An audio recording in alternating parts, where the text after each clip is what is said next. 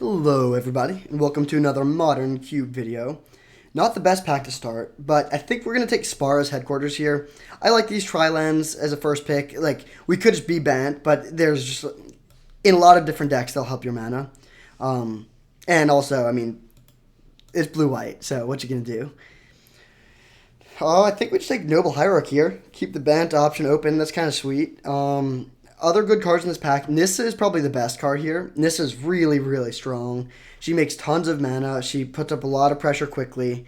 Just a great card. There's also Shark Typhoon. Actually, it's decent, but it's not a second pickable card. There's Seasoned Pyromancer. Maybe Orzhov Basilica, but pretty easy Noble Hierarch here for us. That's a really nice pickup right after taking a Bant land. Okay. Now we could take Harmonize, but Harmonize is better in the green color combinations that don't involve blue. So if you're playing like green-white, Harmonize is an excellent card for you. But if we're playing blue, like we can rely on Moldrifter type stuff.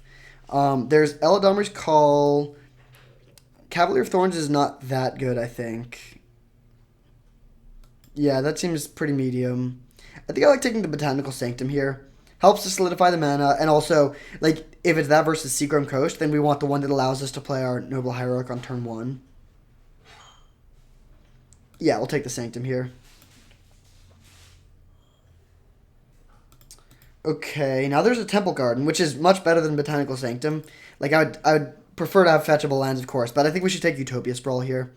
Another one-mana accelerant that can add any color. Or, I mean, I guess Noble can't add any color, but it can add multiple colors. That's pretty strong. I also like Timeless Dragon a lot. The problem with Bant is that you can't play cards like Never Return. I really like the black removal spells that kill Planeswalkers. White does have that in, like, Faith's Fetters, but it's easier to interact with. It's not just, like, gone for good. But I still think Utopia Sprawl is a pretty solid pickup. Yeah, let's take that. Okay. So first, worth noting, blue is looking kind of cut. There's only one hostage taker in this pack. Green is looking open, though. There's 2 multicolored green cards and then 2 straight-up green cards. And I think the pick here is going to be Eternal Witness. This card's really good. It's also especially good in blue-green, where you can bring back blue card draw spells. Like, I mean, it's also good for bringing, like, you play something, they kill it, you bring it back. That's good, too. But that's only good when they're killing your things. Whereas in blue-green, you can, like, you can still do that, but then you can also just, like, bring back a Serum Visions or something like that. Voice of Resurgence is a decent creature, but I think, like, we're going to hope to wheel that. And green-white is usually the most underdrafted color combination, so I think it's pretty likely to come around. So, yeah, we'll take the Eternal Witness here. Okay, I think we take Nissa now. Glass Casket's fine, but it's a good Planeswalker. It plays well with a couple things in this format, including Vorinclex. And it's also, I mean, it's just cheap. So you can play like turn 1 Noble, turn 2 Nissa, and that's a really strong start. Yeah, I think we'll take that. Okay, there's a Jetmir's Garden, which could help us. I don't think we're a Ledger Shredder deck. There's Mystic Snake, but double blue could be tough. Abundant Harvest is decent, and then there's Sunpetal Grove. We don't have any white cards right now, but I think white is pretty open, and there's a lot of white cards we would want to play. Like, all the white Planeswalkers would be good. The white removal spells would be good. Abundant Harvest is nice. I like this card a lot, but I think it's still worth it to take the land here. This is looking like a kind of deck. I'm not too worried about getting enough playables, so I'll just solidify the mana.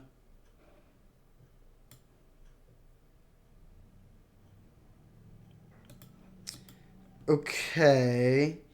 There's a Heliod, which is interesting. We don't have any white spells right now, so the Devotion to White could be tough. But it goes infinite with Walking Ballista, which is kind of sweet. And it also just plays well with like decks that have a lot of creatures. Alternatively, we could just take Beast Whisperer. We're not a Terminus deck. Could also take Gruul Turf. Actually, I kind of like taking the Gruul Turf here. This sets us up really well to be Omnath if we see that. And it's also just a good land. Yeah, let's take the Gruul Turf. Base green Omnath would be a pretty sweet deck. Okay, now we immediately get rewarded with a Huntmaster, which we could take if we want. Could also take Elspeth Resplendent, though. And I think Elspeth might be a bit better. I want to have a lot of Planeswalkers. It plays really well with Eternal Witness and Nissa. Yeah, I'll take the Elspeth. Okay, this pack is kind of terrible for us. We could take Hissing Quagmire, which would give us outs to play Golos, but that's kind of underpowered. Boros Reckoner is going to be tough to make work. We could take Wedding Announcement. Yeah, you know what? Let's take Wedding Announcement. May or may not make the cut. Depends on how the final build looks, but it's a reasonable card. Now we can take Eladamri's Call or Sword of Hearth and Home. I don't think we want Cavalier of Thorns. I also don't think we want Vraska. Yeah, we'll take the Eladamri's Call, sure. There's the Temple Garden. Could take Royal Eruption or Atarka, but I think I'm still going to take the Temple Garden. And now there's Radha, and I think that's pretty good here. We only have one Gruul Turf right now, though. But, like, the fact that this is going so late shows the red-green is open, and this is a strong card. It has the Courser of Crewfix ability. You can play lands off the top of your deck, and also you can pump it up to be huge in the late game. I think I'm taking Golgari Rot Farm. Well, actually, no, we'll take Thunder Rebuke. Last pick, Bone Shard. So someone took Voice of Resurgence. That's pretty surprising, but not the end of the world. Okay, what do we want here? We don't have any blue cards yet, but we have 2 blue lands and also Noble Hierarch and Utopia Sprawl to add blue. I think I just want to take the Consecrated Sphinx here. It's such a good piece of top end, and we have a lot of the cheap stuff already. It also is like a good creature to search up with Eladamri's Call if we have a lot of mana, and we can bring it back with Eternal Witness if they kill it. I love Kodama's Reach, especially in decks that are playing lots of colors. And Elvish Mystic is always going to be solid, but yeah, we want some top end. Let's take the Sphinx. It's at its best in decks that can ramp it out, of course, as well.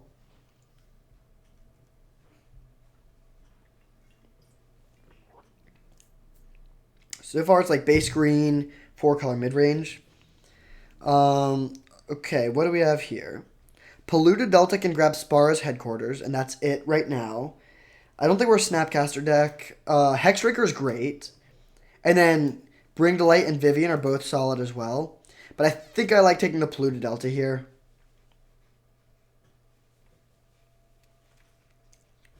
It is close. But I think we can hope for one of these green cards to come around. Yeah, I'll take the Polluted Delta and wheel one of the green cards.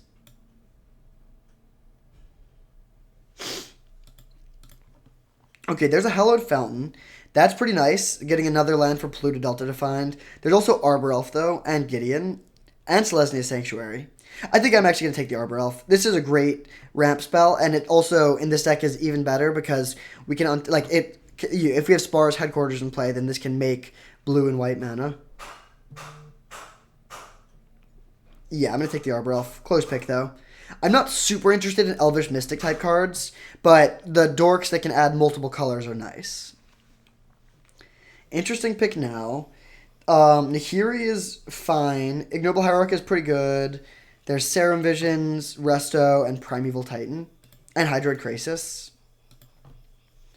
I'm kind of leaning towards getting the Primetime. Yeah, let's take this. We don't have the best value lands for it yet, but we could get a man land. We also have Gruul Turf, which it's good with. Yeah, that seems good. And then maybe Halana can come around, and this card plays really well with the Titan. Yeah, let's do that. Okay, there's a Bloodstained Mire that can't grab Spara's Headquarters or Temple Garden, so actually that doesn't really help us yet. I think we take the Vivian here. Yeah, Vivian looks good. Just more top-end beef that we can ramp into. Now there's Inferno Titan and Wormcoil Engine. I think they're both better than Gargaroth. Also Sower of Temptation. But I think I like taking the Inferno Titan here. We don't have a red fetchable land yet, though. We passed a green-white-red land, and I'm definitely regretting that now. Since we're almost all green, red, white. But I still think we take the Inferno Titan here. Okay, now we can take Llanowar Elves or Hinterland Harbor. Or Razorverge Thicket. I think I'm going to take one of the lands, though.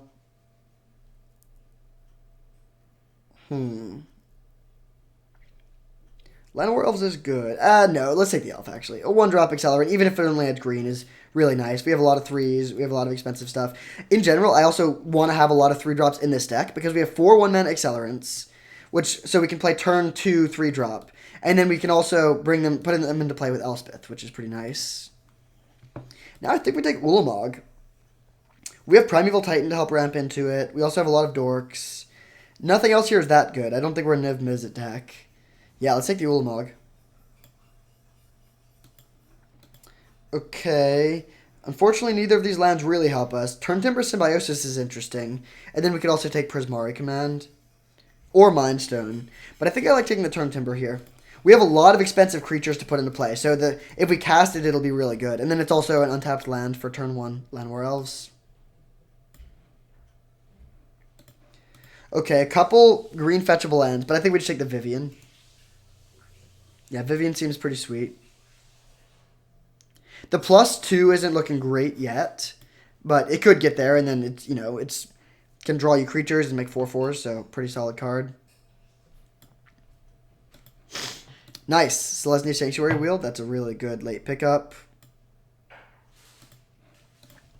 So we really are like heavy green, and then we have pretty light splashes of all of the other colors. Our red mana is kind of sketchy because we only have 1 Gruul Turf right now. So we might end up cutting the red stuff. But if we found 1 or 2 fetchable red lands, then that could change things. Ooh. Alright, let's take the Hydroid Krasis. Halana's really good with these 2 Titans, specifically, and Ulamog, actually. But actually, that's pretty compelling. But Hydroid Krasis is just a better card. Yeah, let's take the Krasis. We also are pretty light on card draw at the moment.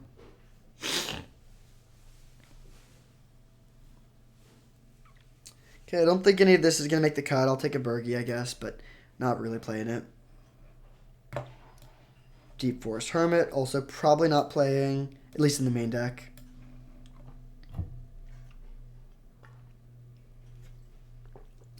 Alright, there's the Omnath. I think we just slammed that. It might come around, but yeah, I mean, we're Omnath colors. Omnath is great. We only have 1 fetch land right now, but hopefully we can get some more.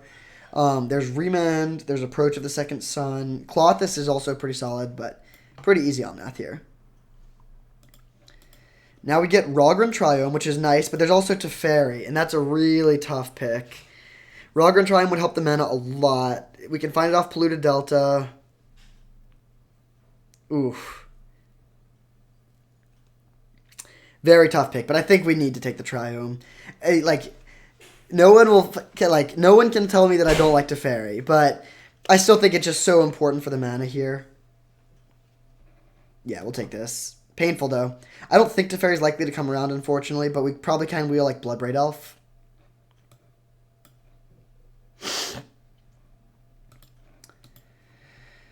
Okay. Keswick Wolfrun is interesting. It's really good with Primeval Titan, and it's also just pretty good on its own. I think, though, we take Fable of the Mirror Breaker and then try and wheel the Wolfrun. There's also Nexus of Fate, but we have so much top end already, so I don't think I'm that interested in more top end. So, yeah, let's take the Fable.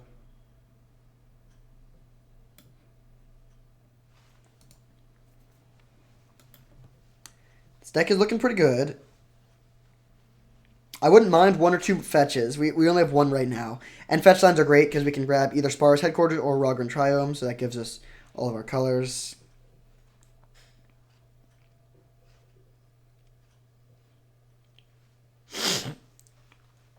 We might not main deck this Ulamog. It's obviously pretty expensive, but at the very least it's a good sideboard card to have. Right now, I don't think Wedding Announcements is looking that good.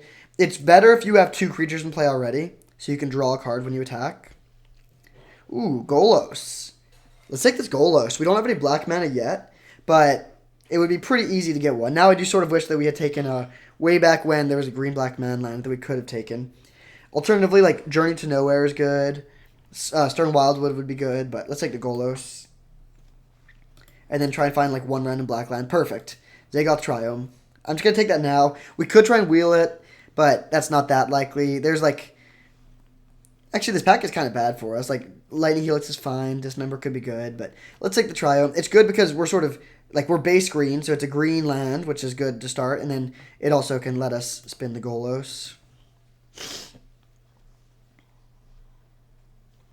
All right, so I think we're going to need to make some cuts. So we'll cut this, cut this. All the rest of these cards look pretty good, though. Eladamri's Call is nice. We have a good mix of creatures that we can get. Late in the game, obviously, it's amazing. We have tons of options. We can draw cards, put lands into play, kill stuff, get Golos, Omnath for life gain. And then early, we can just, like, it's not flashy, but you can just tutor up an elf. Okay, we're not a Croxa deck, even though we do have one black land. A Johnny Vengeance would be fine, but I think I like taking the Copperline Gorge here. Yeah, our fixing for red is not that great, and we have Omnath, so we have a pretty tough mana base. Yeah, let's take this. It also is a untapped green source on turn 1, which is really good. Okay, this pack is pretty bad. We're not a Chandra deck. I just think Teferi is kind of underpowered, and also double blue is tough. Vorinclex would be good,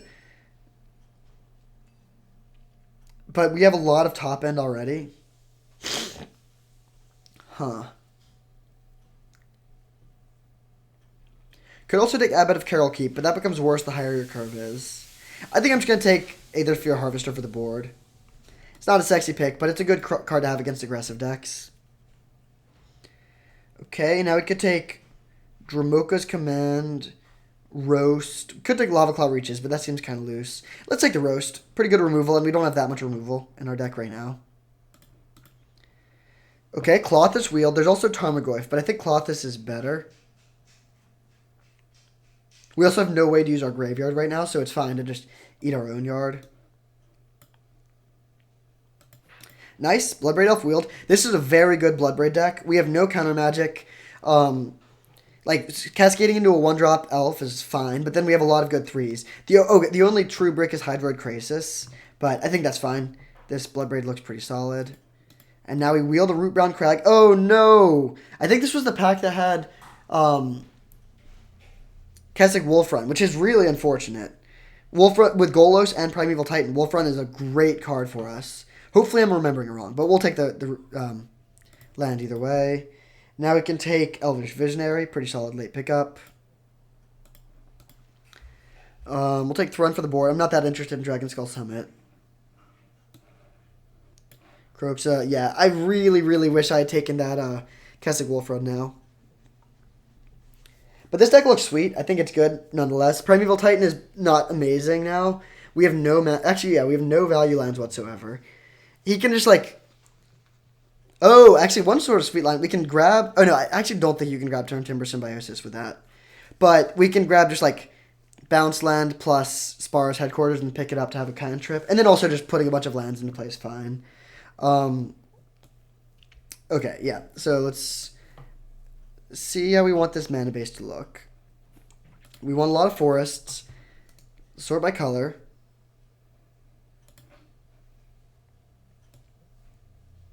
A little bit of lag here, unfortunately. Okay, so almost all of our deck is green. So very heavy green. And then the second heaviest thing is red. And then for blue, we have just Consecrated Sphinx and Hydroid Krasis, Omnath. And then for white, we have just Omnath, Elspeth, Eladamri's Call. Okay, so for green sources, this gives us 1, 2, 3, 4, 5, 6, 7, 8, 9, 10, 11, 12, 13. That's awesome. Could maybe cut 1, but I want to have untapped sources. For red, we have 1, 2, 3, 4, 5, 6. Probably need 1 more.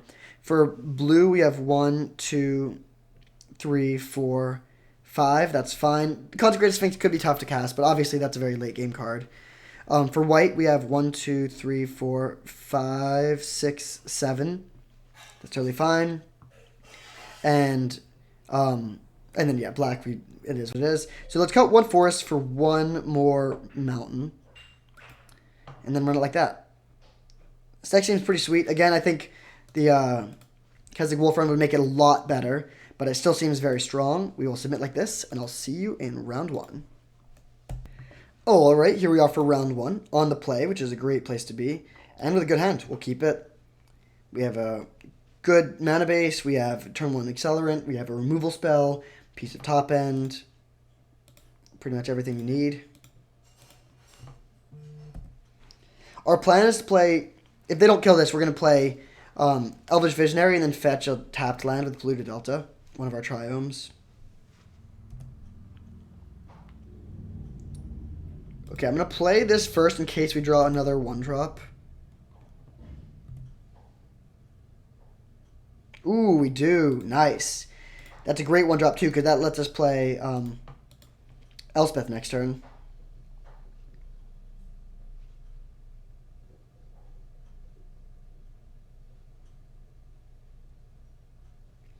Coiling Oracle, that's fine. Solid draw. I think I'm going to name blue here. Then we go white, white, Elspeth. And we'll minus and see what we hit. Ouch. That is brutal. We have a lot of good hits in the deck, but not there. That's just like all of our top ends. So I'm really happy we have this fetch land. I do not want to like have just all my best top decks at the bottom of my library.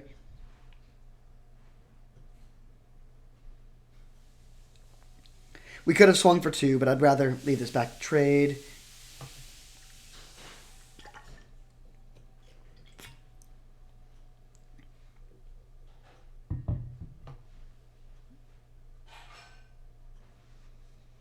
We have a lot of permanents in play, but we don't have any gas in our hand. And they have 7 cards, so we'll need to draw into something. Mind Stone, that's fine.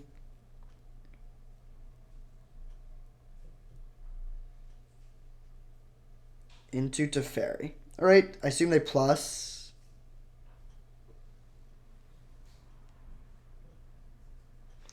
Yeah, so we have Thundering Rebuke. We'll see if they chump block to protect their Teferi.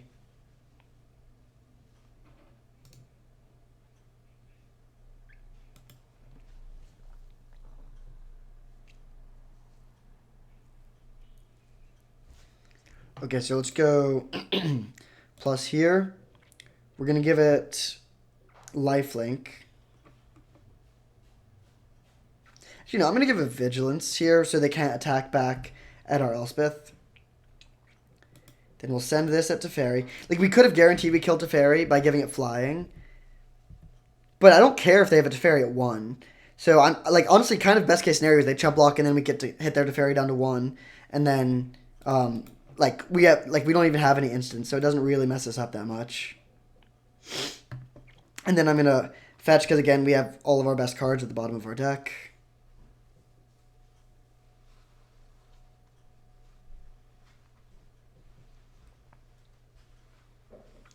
I think I'm just going to grab Zagoth Triome here.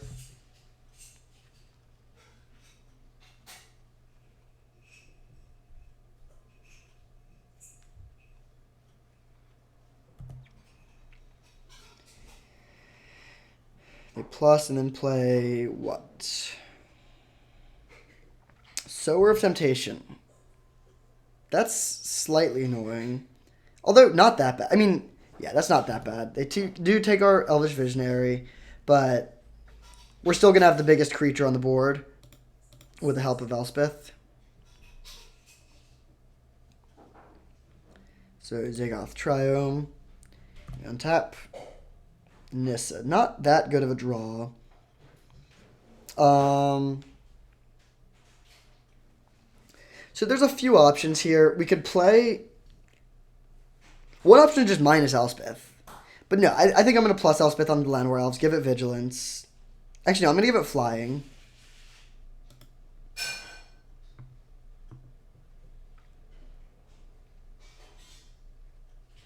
And this way, they have to either chump block with the Teferi, with the Sower, or lose their Teferi.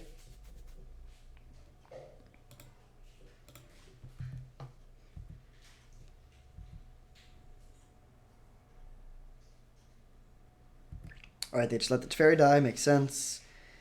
Oh, this is kind of interesting. I kind of want to just cycle the Zagoth Triome, actually. That would make Golos pretty hard to spin, though. But I think that's fine. We could still theoretically do it with... actually, no, we couldn't. Utopia Sprawl is the only other way to do it. So that would be turning off Everspin and Golos. But I think that's fine. So that makes me regret taking the Zagoth Triome. We should have just gotten another random Triome because we had the bounce land already last turn. But I still think it's worth it because, like, I mean, we just really don't want, like, we want to cycle a land here. So let's play this. Return the Triome. Cycle the Triome. Vivian, good draw. Not playing it here, though. We're just going to play Nissa and plus.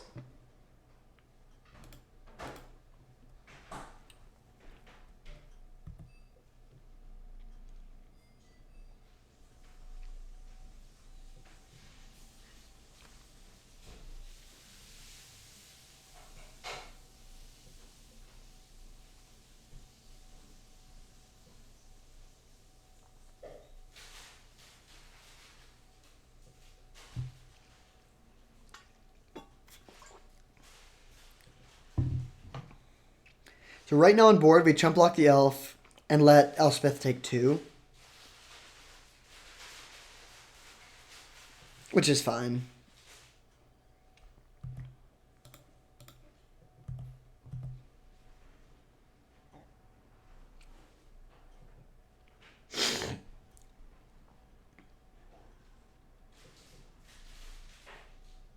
Six mana for prime time. Okay, that's pretty scary. Because that can trample over our 4/4 pretty easily. They don't have any value lands to grab, but they still just, it's a 6/6, and they get to put a bunch of lands into play. We draw Eladamri's Call. Interesting draw. We could play Inferno Titan. Yeah, I think that's probably the play. Either way, we're definitely playing Eladamri's Call. Could also take Consecrated Sphinx. But I think I wanted to have a bigger creature than their Inferno Titan. Or than their, yeah, their Titan. We could also get... No, let's take Inferno Titan and kill their Sower.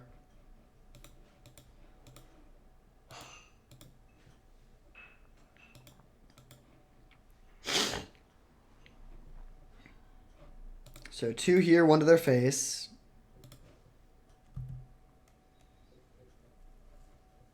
And then we're going to put a counter on this and give it Vigilance. So now they can't send in their prime time. And I think we could level up all of our dudes, but I think it's best just to make like plus here. Actually, no, I don't think it helps us that much to have a dude in play. So I'm just going to minus, and then we can hit them for 4 in the air. Now, if they can take out our Primeval Titan or our Inferno Titan, it's not great. But it's still not the end of the world. We have like a lot of great draws in our deck, and then Inferno Titan's kind of hard for them to kill from this position. Brazen Borrower. So that will kill or like not kill, but temporarily answer the Titan next turn. But they don't have it yet. Puts them down to 4 mana.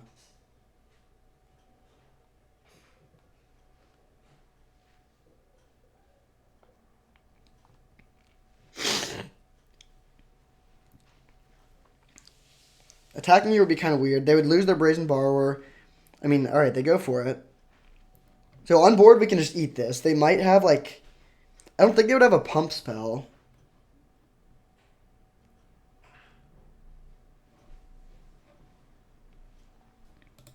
Block. Okay. Oh, do they just have, like, a Wrath of God?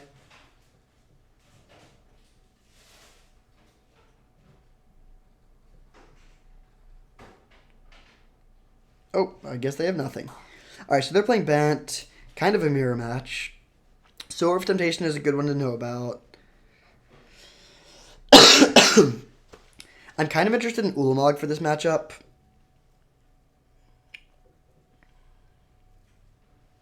I think it's going to go kind of long. Yeah, let's take Ulamog and cut maybe Vivian. Vivian seems kind of medium. The plus doesn't do almost anything. I guess, actually, it's fine. But if not Vivian, what do we cut? I'm not going to cut a land. I don't want to cut one of these removal spells. Although Roast doesn't seem great against what we saw. But I think it's still probably worth it to play. Nissa's kind of medium, especially on the draw. Yeah, I guess I'll cut Nissa. And then we'll see if we draw Ulamog and wish it was a Nissa, then we can take note and maybe change for game 3. Alright, we're back for game 2. Great hand, we'll keep it. Definitely wish this Ulamog was a Nissa, though. But we'll see. If we had, like, Nissa wouldn't necessarily take over this game, and there's definitely a chance that the game goes long and Ulamog does.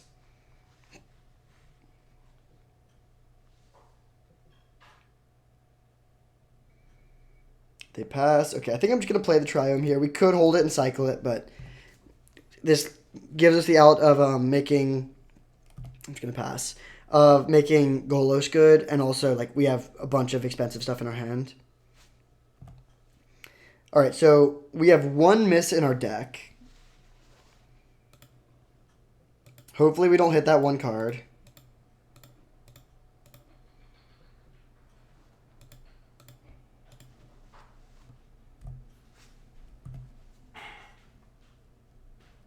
Fable of the Mirror Breaker. That's maybe the best hit.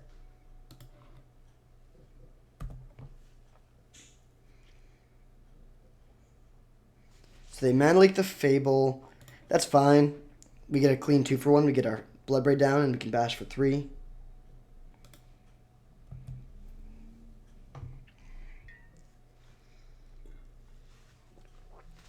I probably will cycle the Spar's headquarters here. They are making a play. What is this? 5 mana? Could be their own Hydroid Krasis. Yeah. That's not too bad. It's a 3/3 that draws them 1 card. It might trade with the Bloodbraid. Temple Garden, okay. I'm going to main phase cycle this in case we draw something we want to play. Omnath, good card. And we'll swing for 3. And if you want to trade, I'm fine with that. If you want to take 3, also fine with that.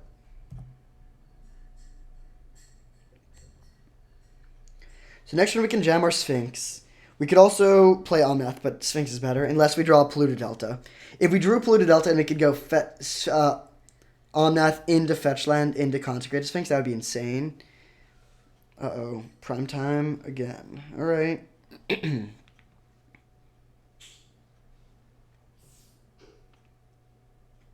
That's fine, but it's not that good. Like, well, I'll just take 6.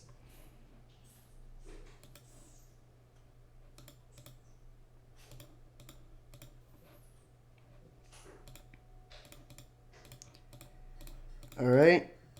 Consecrated Sphinx, pass turn.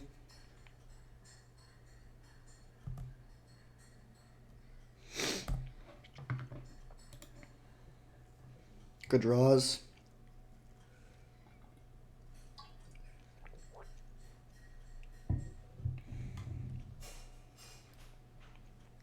So we just take 6. This is fine.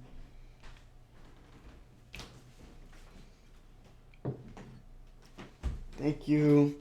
My lovely girlfriend just brought me some tea. Isn't she the best? Take 6.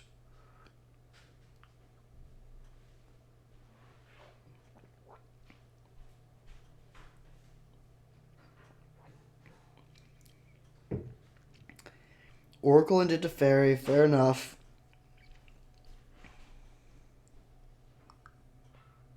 Elder Gargaroth. Okay, that's a little bit problematic. Thought this is not good.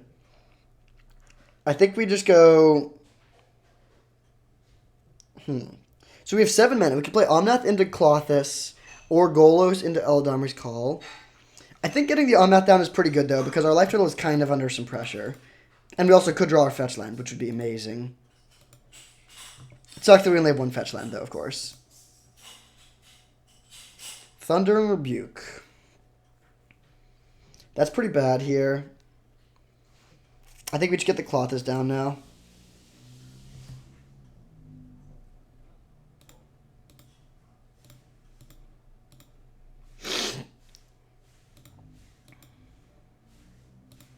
Wait, do we have enough devotion to make this a creature? Yes. Okay, that's actually really good. But the problem is that they can just bounce something with Teferi, so it's not going to stay a creature. We pass. We're going to get to draw some cards.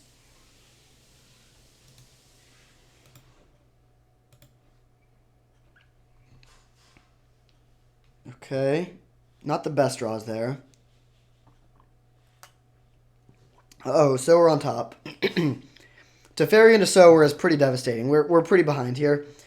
Lulmog will be a help, but we're like, I mean, they just have so much damage. They have 15 damage with Trample this turn. So they can go Teferi, bounce Consecrated Sphinx, Sower, Steal Omnath, something like that. And our removal is just lines up very poorly with what they're doing. Next turn we can grab Inferno Titan, but that probably is not going to be enough.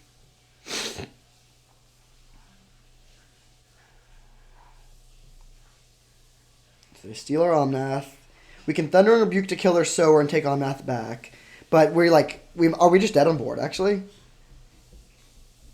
Yeah, we're dead on board right now.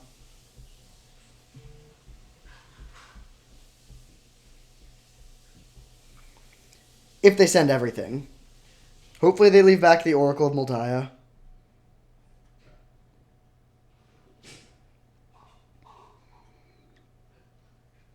Wow, they just completely overpowered our Consecrated Sphinx. Maybe playing Omnath into Clothis was bad there. Yeah, that's game. Majorly game, because they can put lands into play and then trigger Omnath to hit us for 4 more. So, GG. On the play for game 3.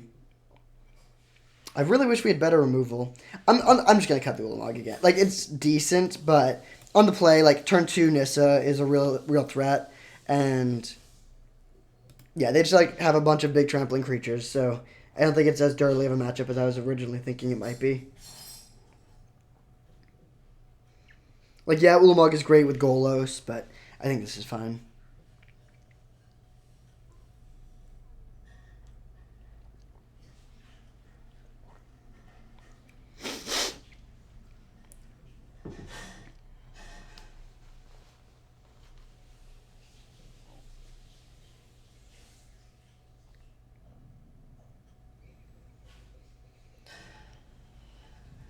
I wish we had better removal. Like, one Path to Exile would go a long way in this matchup, of course. Alright, on the play, great hand. A lot of acceleration, not a ton of top end, but Turn Timber Symbiosis is pretty good in this deck. And then we also have a lot of live draws, of course.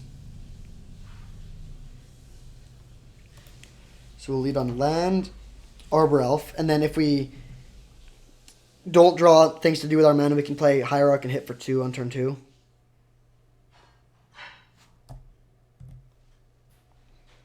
Great draw. So Hierarch, Gruul Turf, and hit for 2.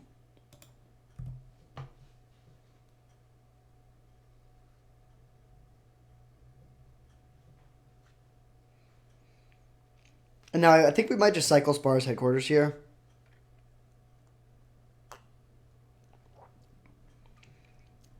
That would mean we don't have great blue mana.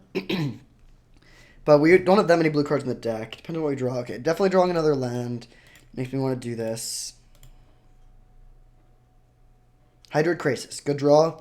If they kill our Noble Hierarch, that could be awkward, but I don't think that's super likely. Hit for 2. And then next turn, we'll have 6 mana, so we can play a 4/4 Krasis and draw 2. That seems good. I think they have Mana Leak, but if they Mana Leak the Krasis and we draw 2, that's still a great exchange for us.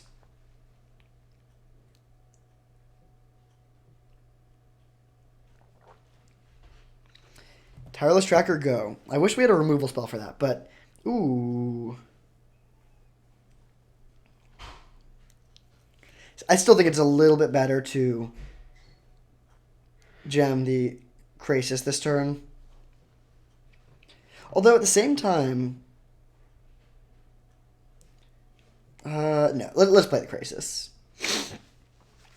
Yeah, so... Land...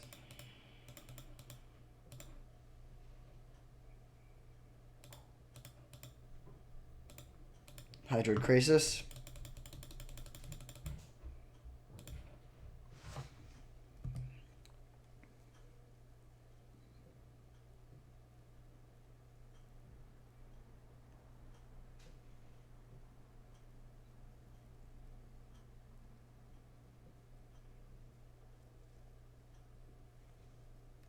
Wow. All right. A lot of beefy cards.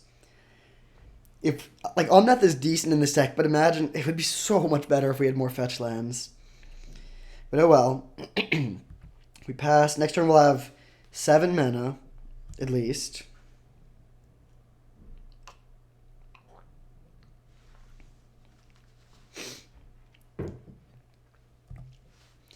They have a fetch land. Good with Tracker, but this is still fine.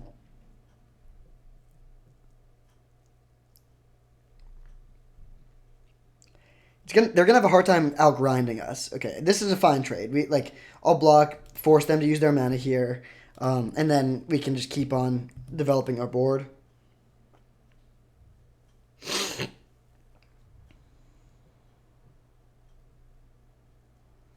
So it's kind of tempting to play Turn Timber Symbiosis because we are pretty likely to hit either one of our 2 Titans or Consecrated Sphinx, or at least Golos.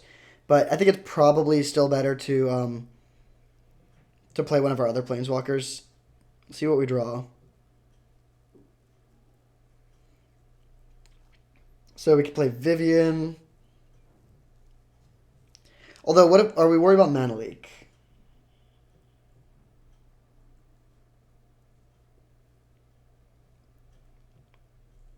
Yes, is the answer. I am worried about mana leak. They also might just be planning on cracking the clue, though. We could play Omnath,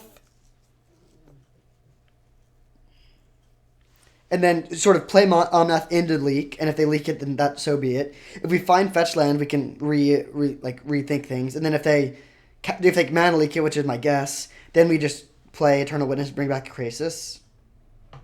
Yeah, that seems good. I also just generally want to use all of my white spells or my blue spells now because we don't have that good access to blue mana. So here comes the mana leak, which we knew was going to happen. Then we go Eternal Witness.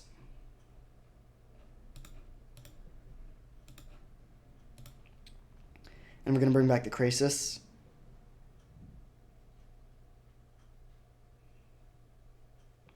So this is kind of similar to last game, and like we're just have tons of value going like we did last game. The difference though is that we have the mana advantage here, so like they're not just like hitting us for 6 every turn or more while we're snowballing value. Like we're drawing cards, they're drawing cards, but like we're able to do more things each turn. And so these like semi-slow plans of like Eternal Witness back, Hydroid Krasis, I think will be good enough here. Next turn we have 8 mana, so we could just play a bigger Krasis, which I think probably we will do.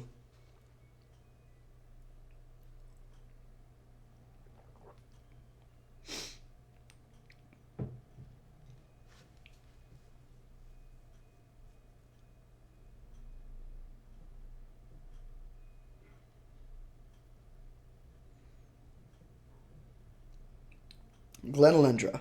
Okay, that's good against our Planeswalkers, but we can just jam Hydroid Krasis this turn. Alright, not the best draw. Let's hit for 3.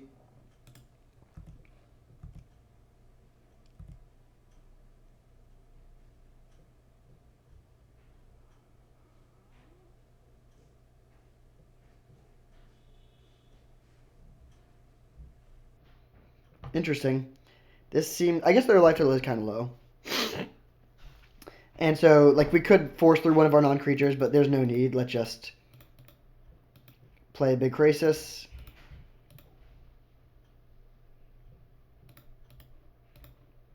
Draw back up to 7 cards in hand.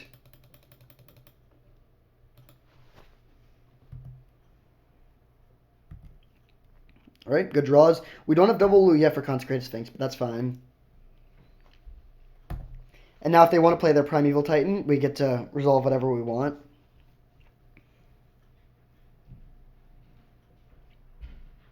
So 2, 3, 4, 5, 6, 7, 8 mana. Coiling Oracle into Teferi. Okay, Teferi's not that good here. I mean, they can play it if they want to bounce our Hydroid Krasis. And that, like, takes the threat off the board, but then that just gives us even more value for later in the game.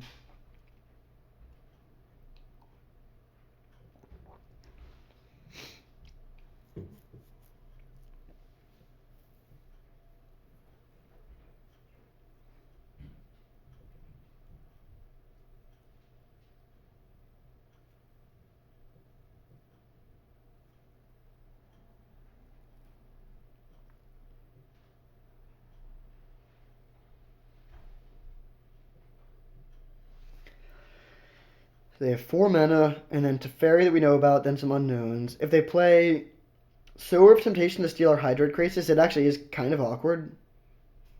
But my guess is that, yeah, they just play Teferi, bounce the Krasis.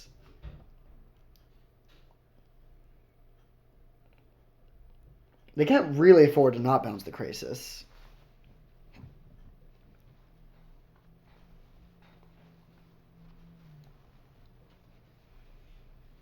They plus. Interesting.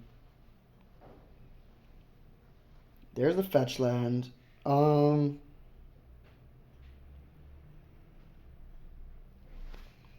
I think I'm just gonna send the Krasis at their Teferi here.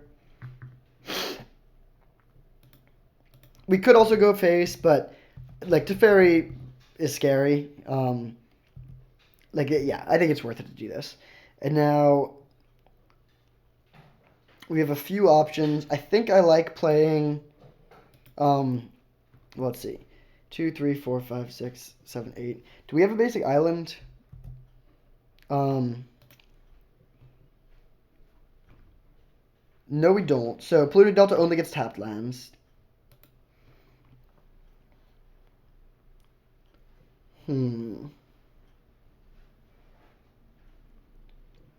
So we could go Consecrated Sphinx, but then we can't play another spell. I do think we want a double spell here.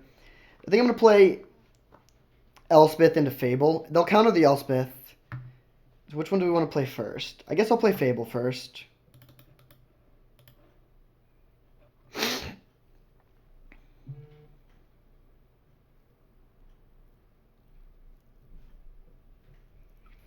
Alright, that resolves. Now I'll drown the Elspeth, and they're welcome to counter it.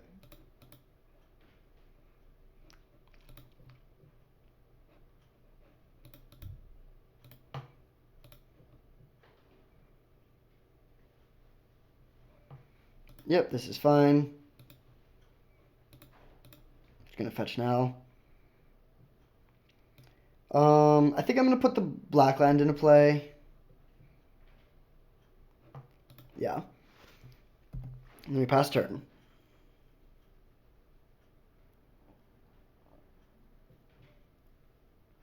Now this Botanical Sanctum is bad, but the rest of our hand is actually good. So we might not get full value out of the Fable, but that's definitely fine. Is this the prime time? 7 mana, Karn? Or their own Krasis for 5?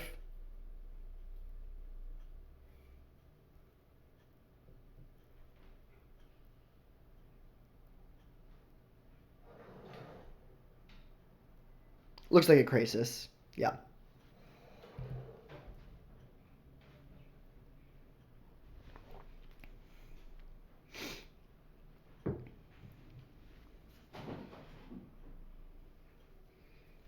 Okay, I think I'm going to discard this Nissa. It just doesn't do that. Well, actually, I'm just going to discard the Botanical Sanctum. That's fine. We don't need to discard 2. Draw Rootbound Crag. Okay. So I think I like getting the Consecrated Sphinx down this turn. So let's go.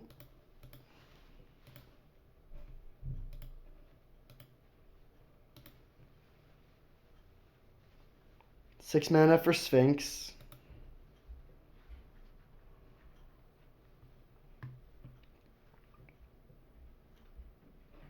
Then let's go land Nissa and minus to put counters on all of our dudes.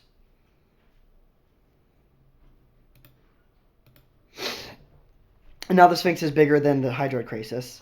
And then I'm going to send everything at them. And they can eat the Goblin Shaman if they want to, take 9. That's fine.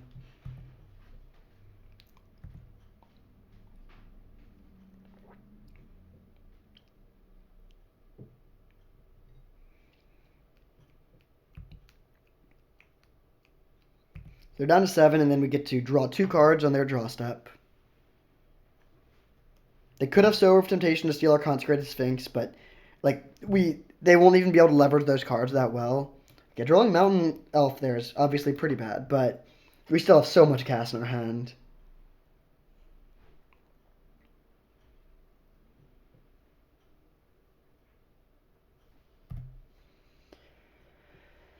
If they have Ugin, they could -6. And then our board's clear, but we can rebuild pretty quickly. So I'm not even that afraid of that.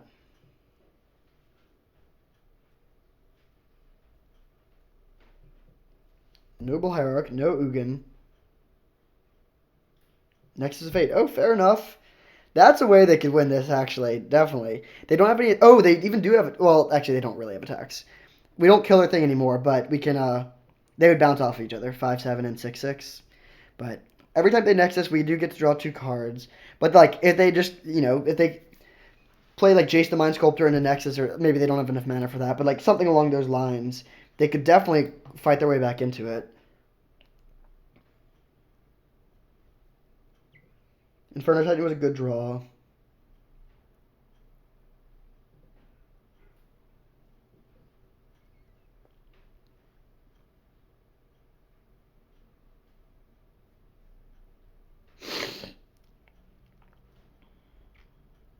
Bounce the Sphinx, fair enough.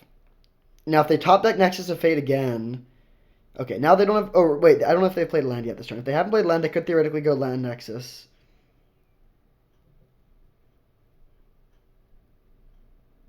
Okay, that's a relief. No Nexus this turn. Voice of Resurgence is fine.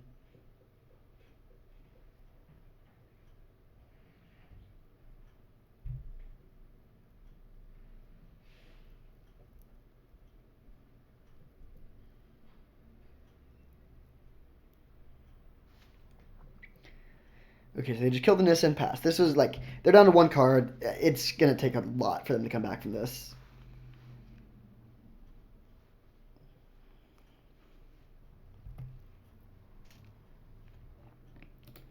Alright, I'll put this here just because... Now we could go Inferno Titan, kill both of these. They have to chump block.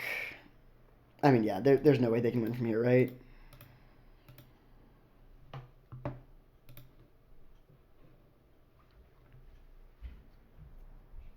I guess well, yeah, we should have attacked first. Doesn't matter. This game is over.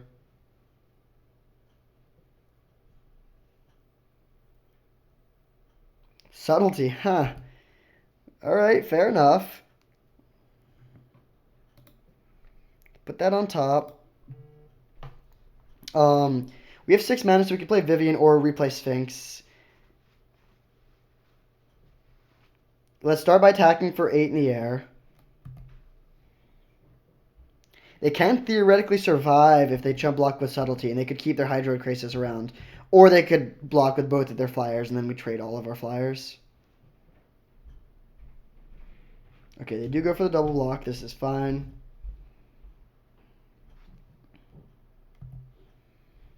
Now I think I'm just going to play Vivian. Oh, we actually have 7 mana. So we could put Inferno Titan into play again. Yeah, actually, let's do that. Because our Ralph now taps for 2.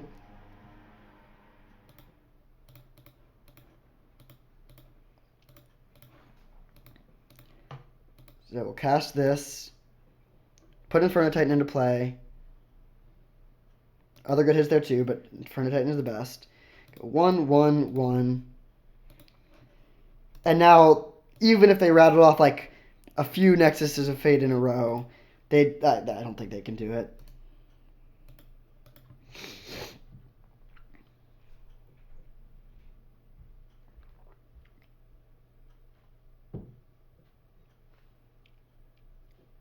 Sword of Temptation to Steel Titan. Huh. They're fighting the good fight. I respect it. We can play Consecrated Sphinx and then make a Sphinx with haste. They have to chump block with their Sower. Oh no, they have Brazen Borrower. Alright, I mean, fair enough. We draw land, so that doesn't do anything. We could also play a Massive Rada, but we want flyers. So let's play the Sphinx.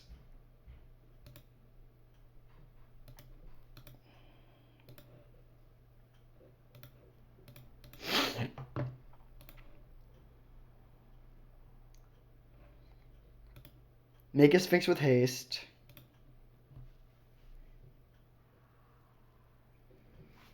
And then send in the Sphinx with haste. They're going to get to swing back with Titan, though, so this is actually kind of scary, because if they do top deck Nexus, man, they got the Sower, and then, so they need to play Brazen Borrower. If they block with the Sower, it's definitely over. Okay. So they chump. They are going to get the swing back with the Titan. How much mana do we have? 2, 3, 4, 5. So we also can even play... Oh, no, we have 6. So we can play the Vivian. I keep on forgetting that Arbor Elf taps for 2. So play Vivian and make a flyer. Or a 4/4. The plus, unfortunately, doesn't do anything here.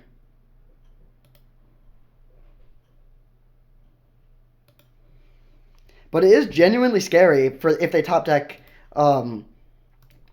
Nexus of Fate. We have a lot of we have some blockers and we have a high life total. But Inferno Titan deals damage very quickly.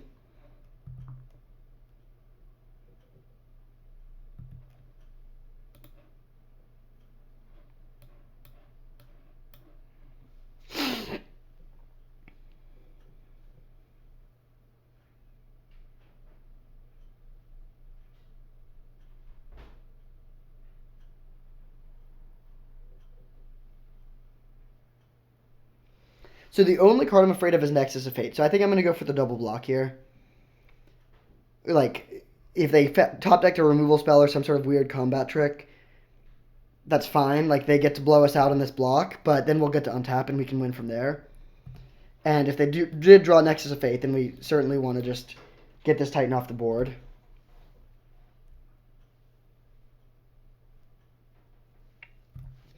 All right, Titan and Sphinx trade.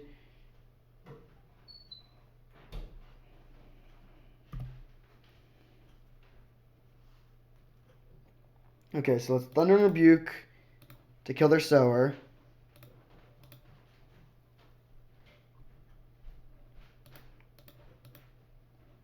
And then play Bloodbraid Elf. Sure, we can roast their voice.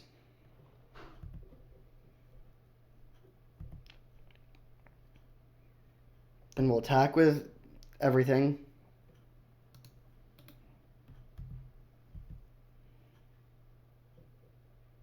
Did they top deck like Solitude or something? I mean, they're dead to this attack unless they have an effect.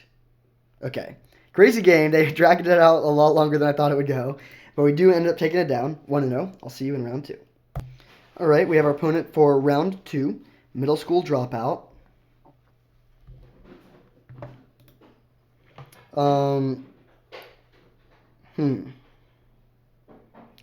Not the best of hands. I think we'll have to be shipping this one.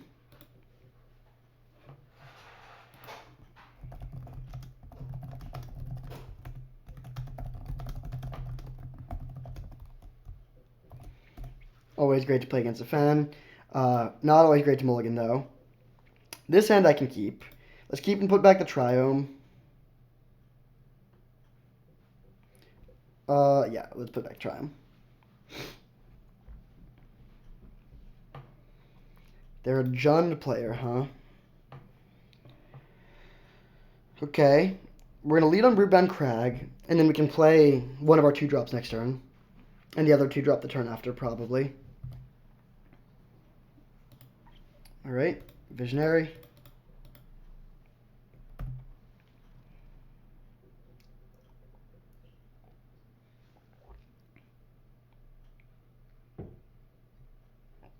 Cultivate. That is not something we can roast, so I guess we'll just play Mountain Rada.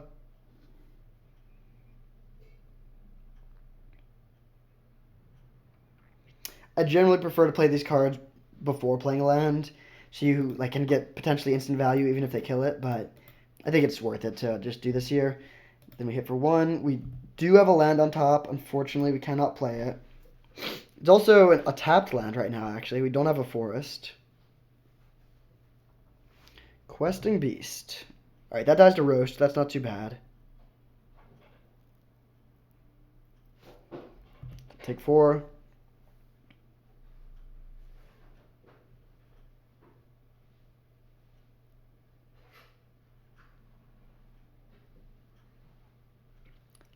resolves. Okay, that's fine. Omnath on top, interesting. Let's roast this.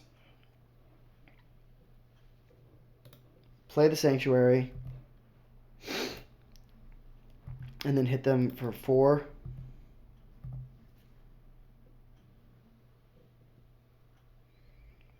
And then next turn, we could play No, we're probably just playing Omnath next turn.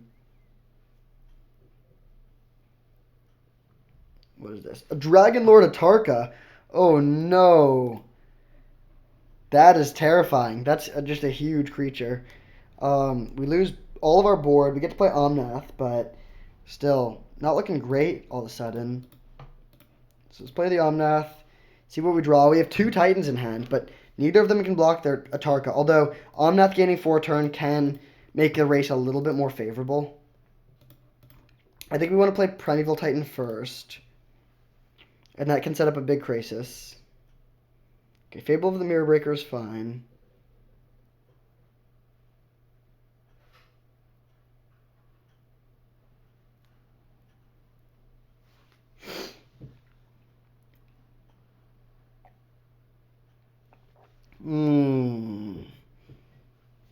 Okay.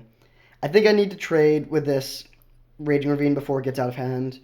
And then we can play Primeval Titan and then set up to try and play Hydroid Krasis that can tangle with that Dragon Lord. So we have 6 mana. This is 8. So right now, next turn, we'll be able to play a 6/6. I guess we actually aren't going to be able to tangle with the Dragon Lord no matter what we get here, unfortunately. Let's get Gruul Turf plus, I guess, Rogran Triome.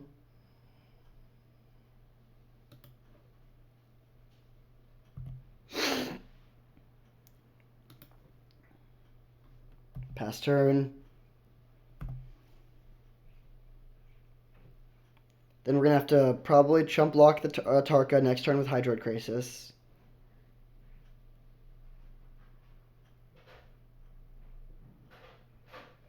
Do we have any answers to the Dragon Lord? I don't think so. Yeah, 8/8s with Flying and Trample can end the game fast. They have another 7-drop. Oof. Alright, we'll see what they hit here.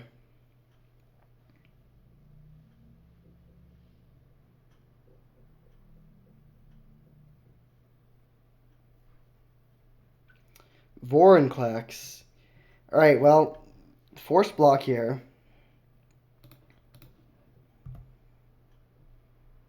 We go to 2.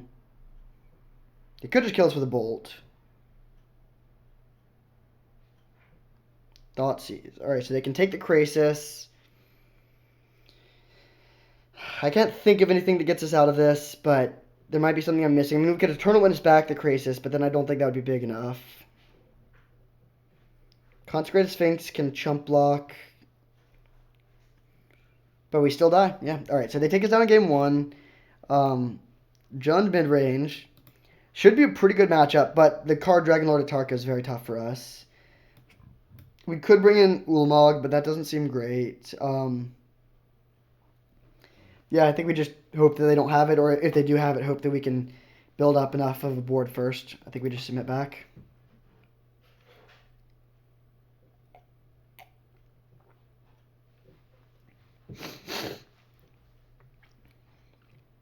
Like, it costs 7. If we play Primeval Titan or Inferno Titan and then they play their Dragon Lord, I think we'll be fine.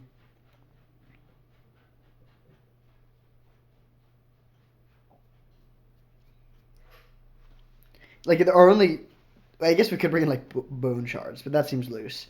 We could also bring in Ulamog, which is reasonable, but I think especially on the play, we just try to be faster. And also, we had multiple ways that we could have potentially raced. Like, Omnath gaining 4 life a turn can race an 8/8. Clothis doesn't necessarily race, but like if you get a big enough boost of life to start with, then it's not too bad.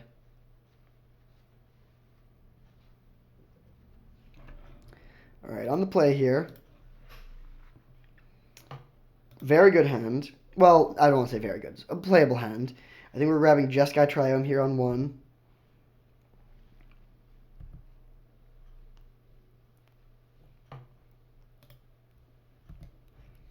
If they Thoughtseize or Elvish Visionary, this hand is pretty bad. I would take the Visionary here. We'll see what they take.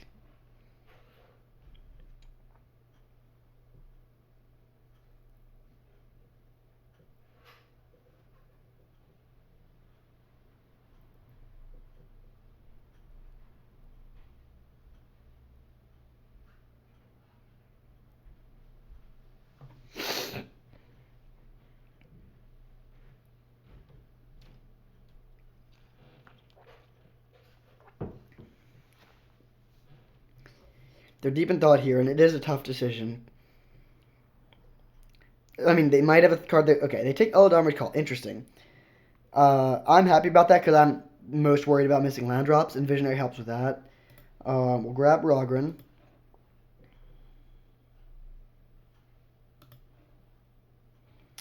Land was a good draw. Let's play the Visionary and pass.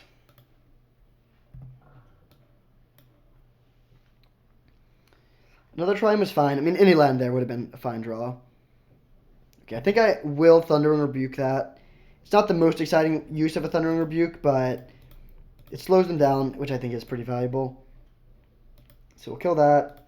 Play Gruul Turf to bounce back our Copperline Gorge, and then hit for 1. And then next turn I'm just going to play a 2-2 Krasis to draw 1 card. Not an exciting play, but it is a 2-for-1. And it also lets us potentially pressure any Planeswalkers that they might play. Utopia Sprawl. Okay. If we want to play the Sprawl, we can't play Copperline Gorge. Yeah, that's a pretty awkward draw, actually. I mean, it's a solid draw. But if we want to be able to play Primeval Titan, we need to play Forest here. Yeah, let's play Forest. Utopia Sprawl this, naming white, I think. Yeah, we'll name white.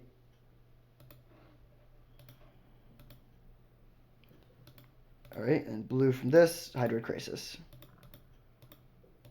And then hopefully we can find an untapped land in our top 2 draws. Bummer. So, no Primeval Titan next turn, but that's fine.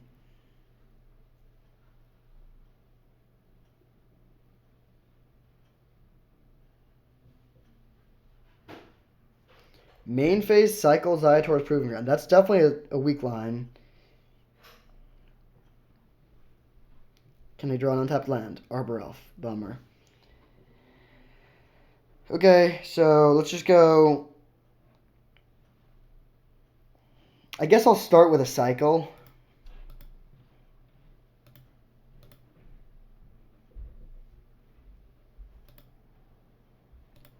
Elf.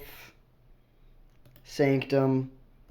Swing for 3, and then next turn we get to play our Titan.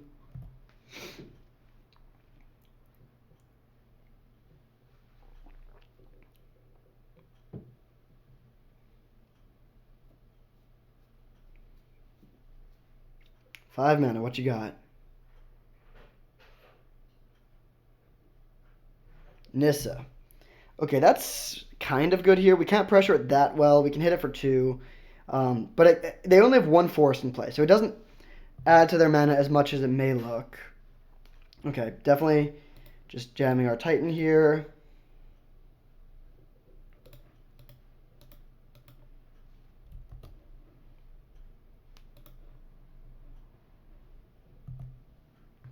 We don't have any bounce lands left, so we just need to get normal lands.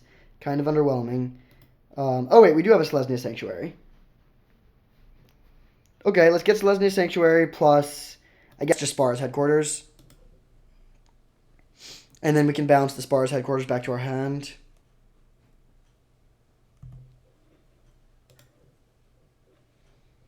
We'll get a tap land into play and hit the Nissa for 2.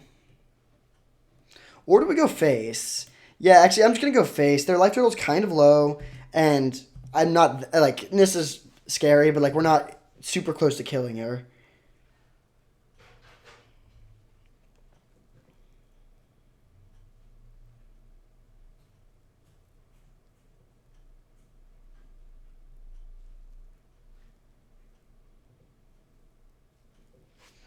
Okay, Search for Tomorrow, that's Essentially mana neutral.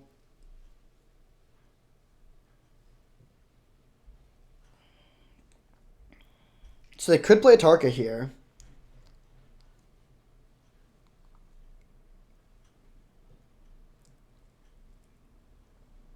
Prime time of their own. Okay.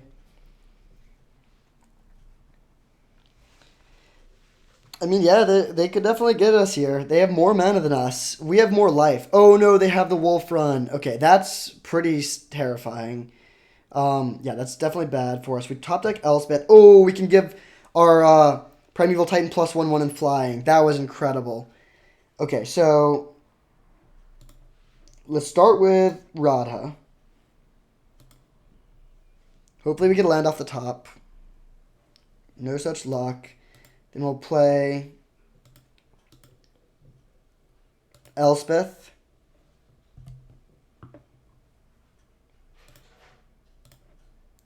Flying for the Titan. Then we can kill their Nissa, which makes their... I mean, it's still scary. They have a bunch of mana still, but now that their forests aren't doubled... Oh, wait. We can put them to 1. Can they kill us?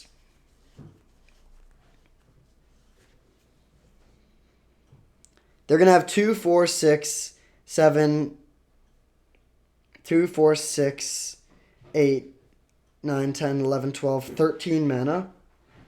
That's a ton of mana. But we also can pump our... Oh, no, we can't pump our Radha. Yeah, I'm not gonna put them to 1 because we can't finish them off this turn. I'm gonna kill Nissa, and then next turn we can finish them off. Like, almost no matter what. It's really close, though. Like, I want to put them to 1, but we just can't push across last points of damage right now.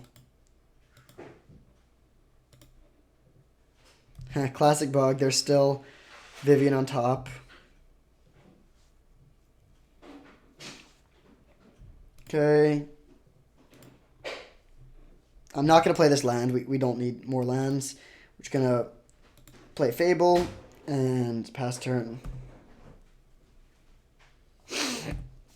Now do your worst. Oh, they went straight to their combat. I mean, we're taking a big hit here. Definitely taking a big hit.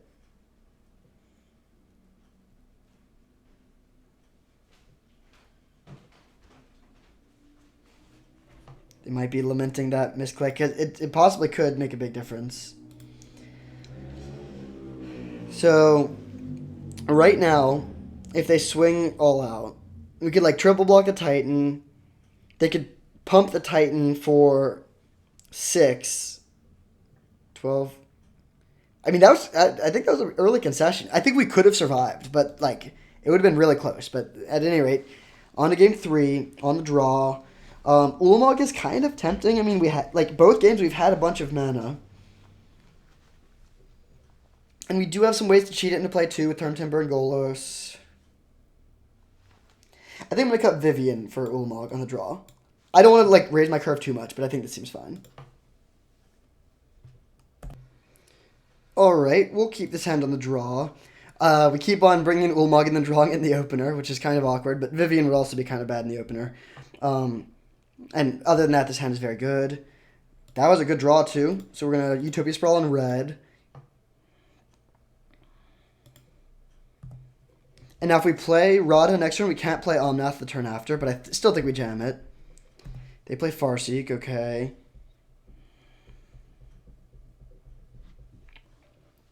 Okay, good draw. We don't have blue mana, though. But yeah, I mean, we're still just playing our Radha. Visionary on top. Visionary is kind of cute with Radha because it just gives us more looks to hit land off the top for free. They played Jade Light Ranger, okay.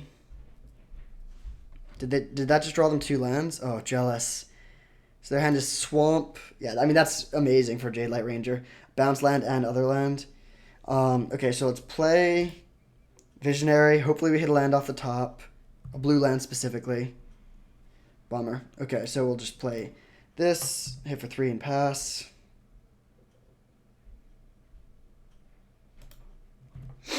And then next turn we can play Omnath or Golos. Probably better to play Golos. Although if we play Omnath first and they don't kill it, and then we play Golos, we get to get the that sweet, sweet value.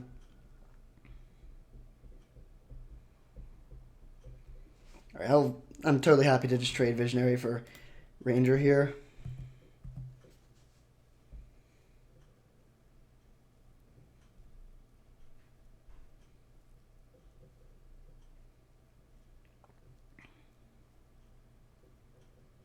Mystic into what?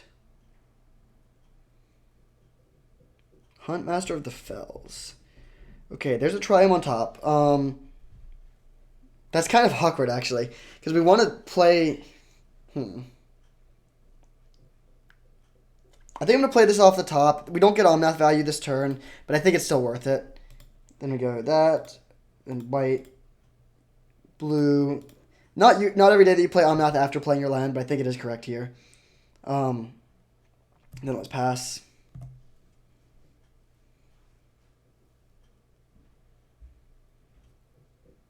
So if they don't kill our Omnath, we're in great shape. They just pass, so they can flip their Huntmaster, but that doesn't do that much because they can't kill one of our things. And then we can double spell here if we want to, because we're gonna get Golos value. Unless they're okay? Doomblade our Omnath, sure. That's a little bit annoying. Not the end of the world.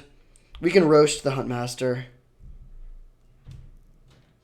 I am a little bit afraid of them getting to Atarka there next turn. But they had Atarka this turn. They would have definitely played it if they could have. So I don't think they have it. Elspeth on top. Okay, let's go.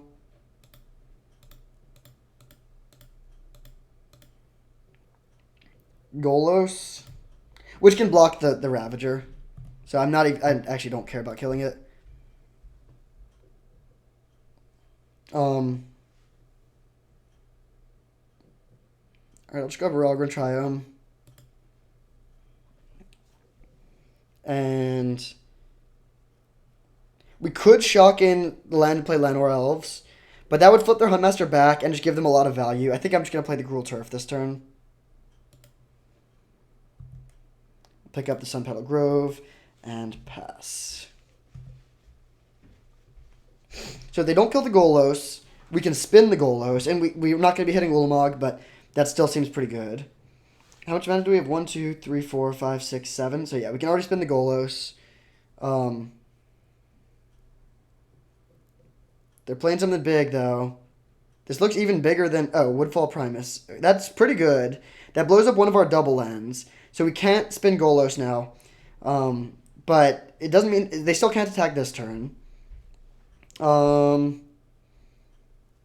Okay, so what do we want to do? We have 5 mana. We can go up to 6 mana. So we can't Eternal Witness into Omnath. We could Bloodbraid into Roast.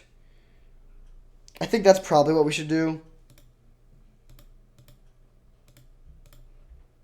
I really hope we don't hit the Krasis again. Or, like, we haven't hit it yet, but I hope we don't hit it. Okay, we hit Noble Hierarch. Not amazing, but not bad. We also hit the bounce land on the top. Although it's kind of awkward because... I mean, we're still playing it, but we have to pick up one of our tapped lands. In which case, we can't roast either. So let's play Llanowar Elves. And then play this and bounce one of our lands, which I think will be... So we need this for red. We need this for black. We have blue here, so let's bounce Spar's Headquarters.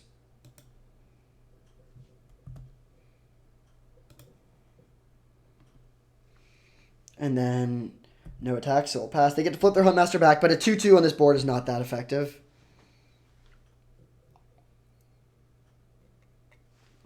And now how much mana do we have? 4, 5, 6, 7, 8, not, wait. 2, 4, 5, 6, 7, 8. Oh no, they take our... Well, actually, if they take our Ulamog, we can bring it back with Eternal Witness. So I'm actually not that afraid of their board. They can hit us for 6 if they want, but we can outgrind that. But if they do ever find the Atarka, they can kill both of our Dorks and our Radha, and then they can start attacking with a bunch of their things, and things will go downhill fast. Right now, we can spin Golos, though. So they take the Witness, that makes sense, but we're just going to hope to spin Golos and get there with that. Oh no, they have another big play. Turn Timber. Okay, no Dragon Lord. No Dragon Lord. Please, no Dragon Lord. Questing Beast. Okay, that's still not bad, but it's not nearly as bad. Although taking 10 is a lot. Taking 10 is not great. But blocking is also not great. We could chump block with Questing Beast. I don't really want to lose Radha. I guess I could double block with Radha and Bloodbraid, but then our board's getting pretty light. I think we do need to do that, though, unfortunately. Well, yeah, I'm going to do this. Well, No, I'll take 10. I don't like taking 10, but I think it is correct here. Okay, now we can go... Let's see. 1, 2, 3, 4, 5, 6. Yeah, so we can spin Golos. Let's just spin Golos before playing this land. Well, we're pretty likely to hit a land off of the Golos spin. So blue, black, green, Golos. Wow, we bricked so hard there. Oh, man. Okay, so play the Crag. Roast the Questing Beast. Play the Call. Wow, that sucks. I guess we grab Inferno Titan. Just brutal. Okay, not attacking. We need to leave these guys back on defense, unfortunately. Can we play Ulamog next turn? 1, 2, 3, 4, 5, 6, 7, 8, 9, 10. So we can play Ulamog, but if they have the Dragon Lord now, we're dead. If they play Nissa, I mean, our life total is so low. So I think we're actually just dead if they play Nissa and attack with it. We're also definitely dead to Dragon Lord Tarka. We can beat a search for tomorrow, though. Please, not a scary thing. Nissa, no. So are we dead on board? We have to chump block with Golos. Yeah, I mean, this is bad. So we send everything. So we first strike down their 3/3, chump block here, trade here, and then take 1, 2, 3, 4, 5, 6. Yep.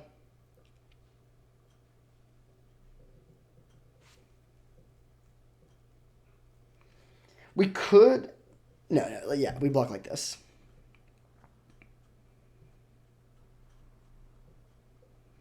So we're down to 2, but we get to play Ulamog now. The problem is, I think Ulamog is actually still not enough, unless we could play Inferno Titan instead.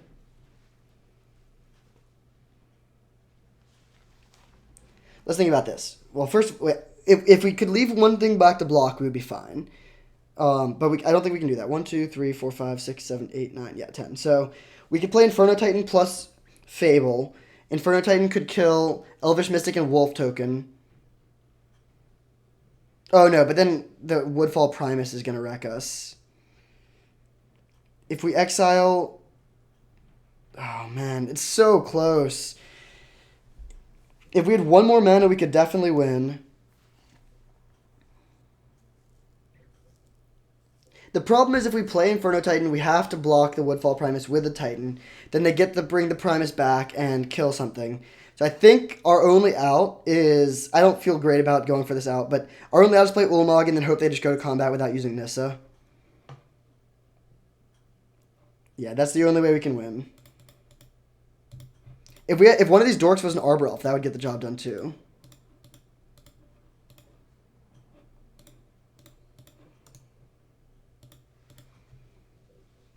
It's really close if we had a little bit more life, but now they can use Nissa, have 3 attackers, and we just barely die.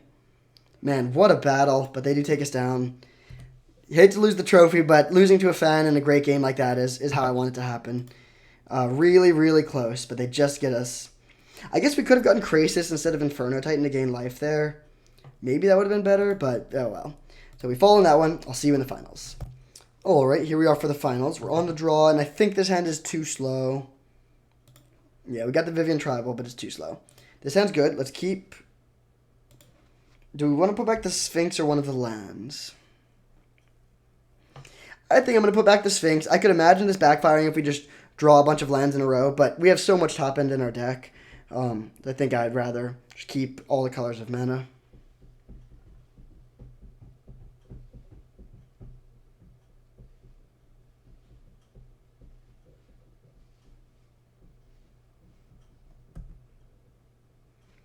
Birds of Paradise, okay. We also have a dork.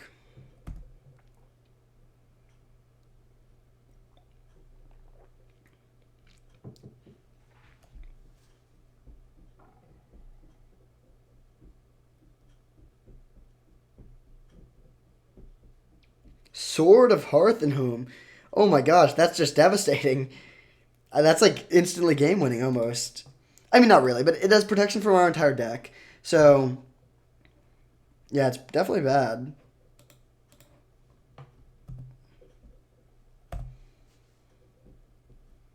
I don't think we have any artifact destruction. They can just equip it to the birds and hit us for 2 and start ramping.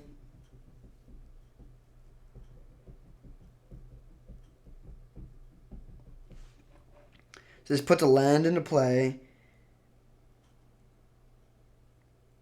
And they get to blink one of their creatures.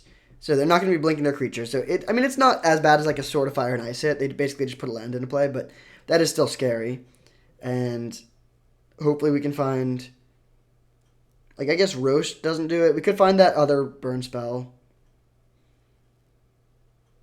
But the problem is they're just going to have another creature, right? Like, whatever they play, they can just re-equip, and we can never block.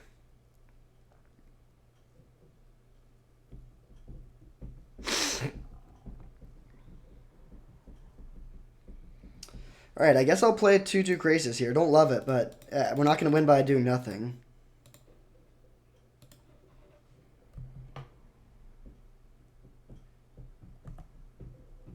I guess we could have hit for 1 there, but I don't think that 1 damage will end up mattering here. So we have Roast. We can kill the Hierarch if we need to. What is this? Deep Forest Hermit. Okay, I think we're pretty dead here. Oh, they get to blink. Okay, yeah, they get to blink Deep Forest Hermit. We're very dead here. All right, so Sword of Hearth and Home just wrecked us there. Doesn't feel great because we have no ways to deal with that out of the board either. I think we just run it back though and hope they don't have it, or like, I mean, if we're going first and we have a good draw, we could definitely beat it. But that game they got to go first. They had the elf. They were able to like connect with the sword on turn 3 through multiple blockers.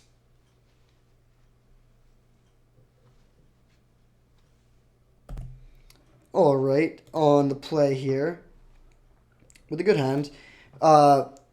We actually can't play, like, Arbor Elf doesn't make mana yet, which is kind of awkward, but I think it's fine. So we can't roast this.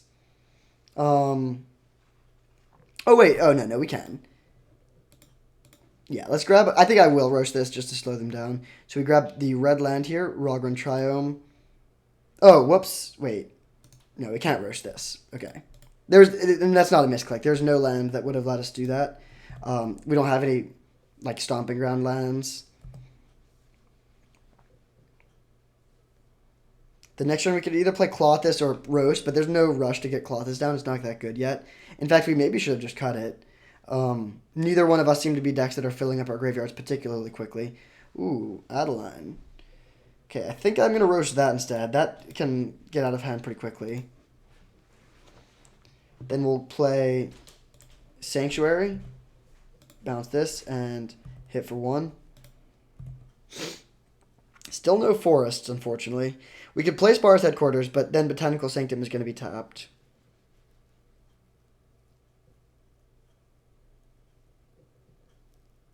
Is this the sword?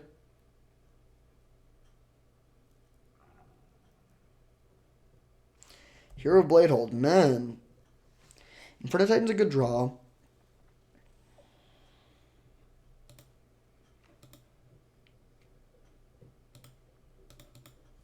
So I guess we just go Clothis, Spar's Headquarters, pass.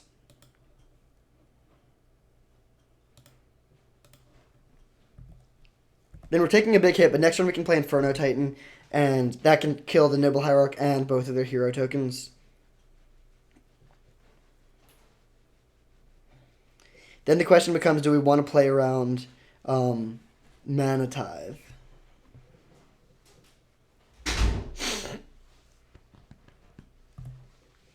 We have 1, 2, 3, 4, 5, 6. Yeah, we could play around Mana Tithe if we play Plains and exile a land with Klothys. Brutal Cathar. Okay, well, now we can't play around Mana Tithe. We just need to hope they don't have it. It'd be brutal if they did, but I don't think it's super likely. So I'll exile the one land here.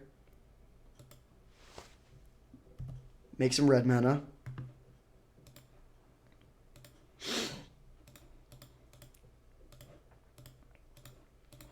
Inferno Titan. I think now we're going to go 2 here, 1 here, rather than killing 2 of their tokens. Don't want to let them have that Brutal Cathar going. And now we're actually exactly dead if they can remove both of our blockers, but I don't think that's super likely.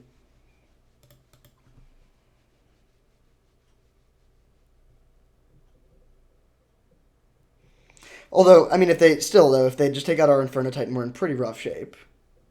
We have to chump block with the Arbor Elf. Go to 3. We don't have mana for Primeval Titan plus Thunder and Rebuke.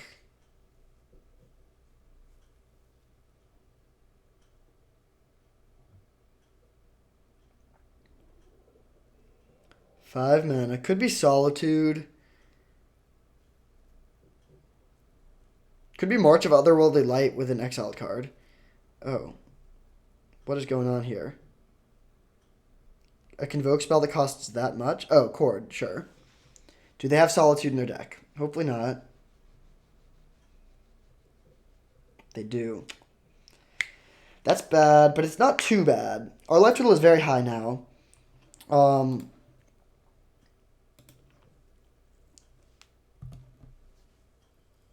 So I think we just play the Titan.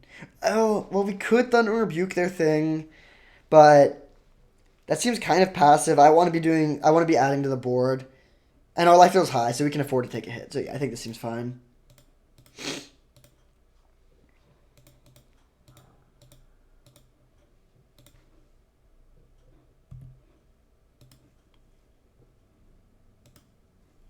So we'll grab Gruul Turf plus Copperline Gorge. Bounce Plains. Play Botanical Sanctum. Pass. And right now they don't have any attacks. Or, I mean, they could send everything, but we get to kill their hero, which would be not too bad.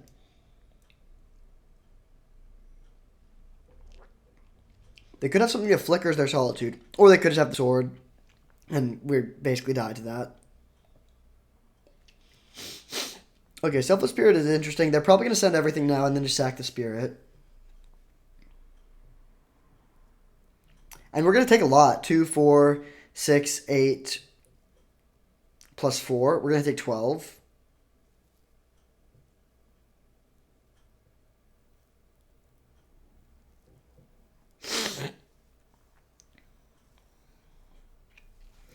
So we're going to block the hero.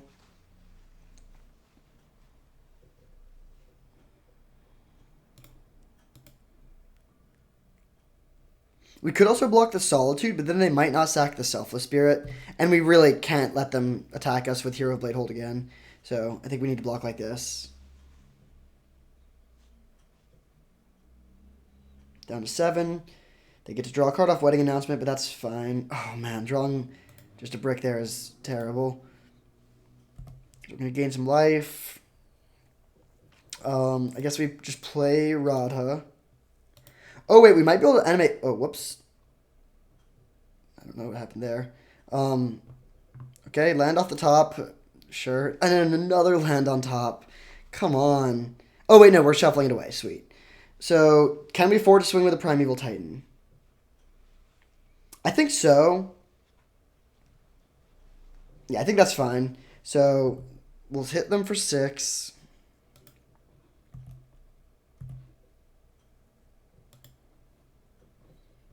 Just taking all the lands out of the deck. We have to start drawing action. Right, technically, that is land, but it's also a very good draw.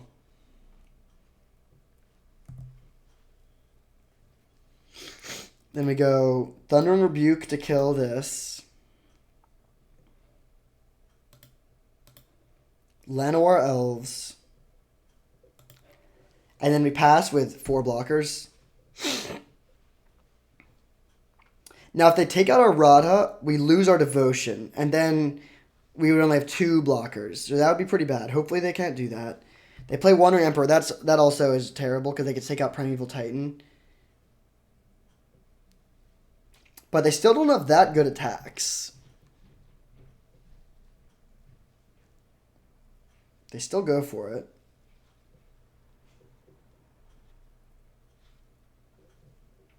This would be kind of weird. Then they are just sacrificing their Wandering Emperor. I feel like they should leave at least 1 back. Yeah.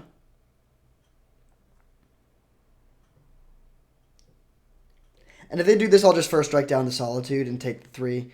Oh, yeah, the weird attack. I don't really get this. Honestly, I think they should just attack with nothing.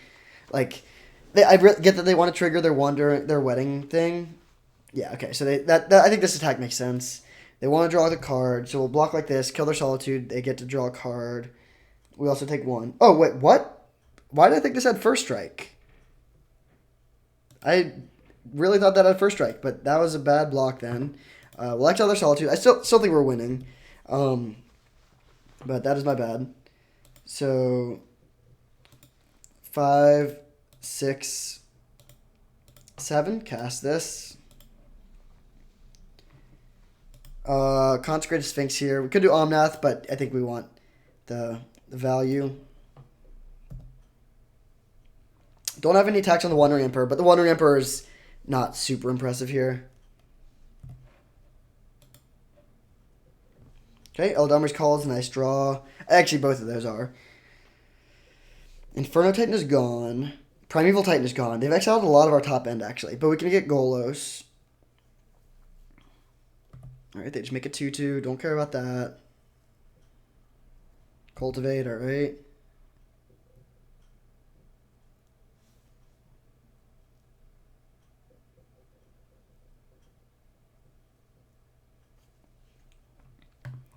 They don't have any attacks. If they trigger the wedding, whatever, we get to draw a card. We get to draw 2 cards, so. Alright. Eldamar's Call. What do we get here? Could get Hydroid Krasis. Oh, could get... Well, no, actually, Eternal Witness isn't that good. I think we just get Golos, actually.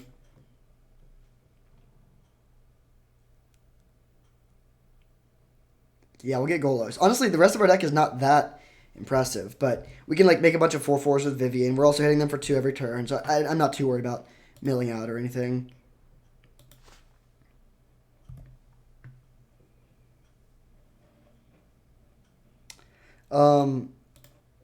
Can we spin Golos immediately?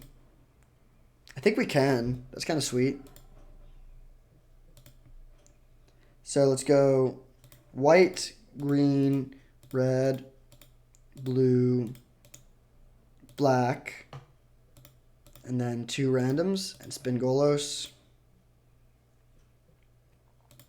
All right. Yeah, I don't think we can lose from this position. E-Witness back.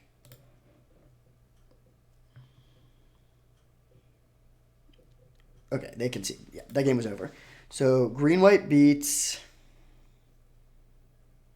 We got slayed by the sword game 1, but when they don't have the sword, things are a little bit better for us. I think we just run it back still. We could bring an Aethersphere Harvester, I guess, if we're really afraid of the sword, just to block. It actually seems like a kind of rough matchup, because we have so little removal. Could play Deep Forest Hermit of our own, just to put a bunch of bodies and power and toughness onto the board. I think we're just going to run it back, though. Yeah, let's just run it back. On the draw here. Last game of the league. No red mana. I think I'm still going to keep it, though. We have a lot of red sources in the deck, and we have an Accelerant here, which is very good. They have a 1-drop again. Alright, I think I will play this. In case where we draw a red source, it would be awesome to be able to play one of all of our stuff. But like having 3 red 3-drops and no red lands and then drawing another red creature is kind of worst case scenario. Can we get a red land? No, we cannot.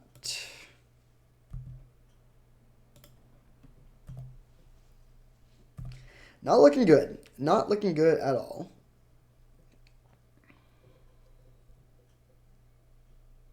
Jeez, this is disgusting. I mean, I think like our draw is pretty slow here, but this is like an unbelievably strong draw from the opponent.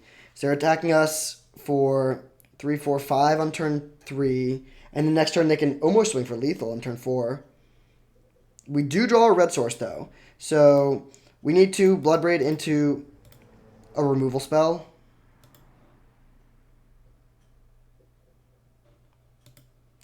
Asking you shall receive. And now, I mean, it depends. Like, if they just play Solitude or something, we could be in bad shape. But, like, if they just hit us for 4, that's not that bad.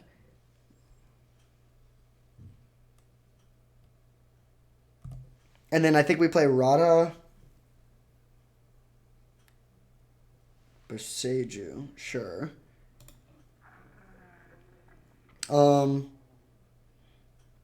Let's grab Rogran Triome, I think. Eternal Witness is interesting. We can bring back Thunder and Rebuke, but I think we play... it's kind of close. Could play Rada.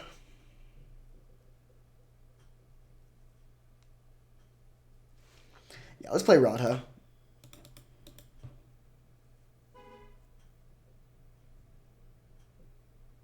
I want to have bodies on the board. Clothis would not be a body yet. Okay, not attacking here. We'll just pass. I'm fine taking 4 again. Wait, now it does have... Wait. Oh, as long as it's your turn, it has first strike. Okay, sure. All right. I'm glad I just didn't totally make that up. Oh, no. Well, GG. That's terrible. I mean, maybe we can race it with Omnath. They're going to be flickering their Blade Splicer every single turn, though. Man, we, like, found the answer to their Adeline, but then they found the sword. Very frustrating. Fable of the Mirror Breaker makes it a creature that's just red. An Omnath can maybe race. Yeah, we need to get Omnath down.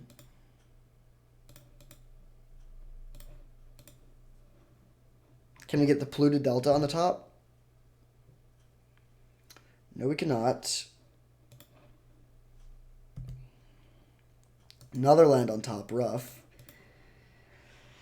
So we pass. This turn we have to take 6 from the Golem, but then next turn we can play Fable of the Mirror Breaker and have a chump blocker. So we're not dead on board. We're gaining 4 life a turn. They animate Wildwood and then it's swing with everything.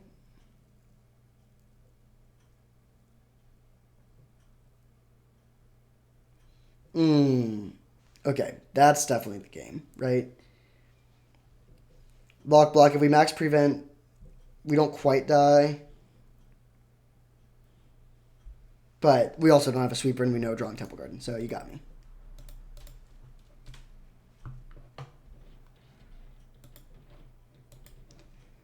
Alright, so not the best result. A rare 1 and 2. I don't go 1 and 2 very often. I think the deck was good. Like we had a lot of accelerants, so a lot of 1-9 accelerants, and then a pretty good mid-range like game plan from there. But I guess the problem was that a lot of our cards don't snowball that well, or some of them do. But like if you go turn 1 Arbor Elf, turn 2 like Clothis or Nissa, like that's fine. But like they don't take over the game. So we didn't have this super explosive 3-drops, and then we had terrible removal, and we did run into a lot of decks that punished terrible removal pretty hard. Like, if we played against a bunch of control decks, it would have been pretty different.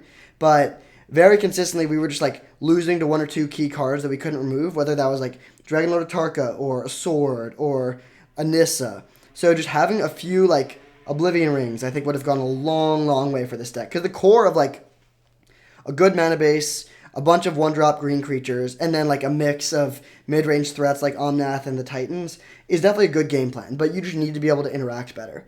And so we were the sort of deck where we had a lot of value plays, and if they're trying to interact with us, we can outgrind them. But if they are able to interact with us and we can't interact with them, but they also have their own proactive game plan, then the lack of removal really hurts us.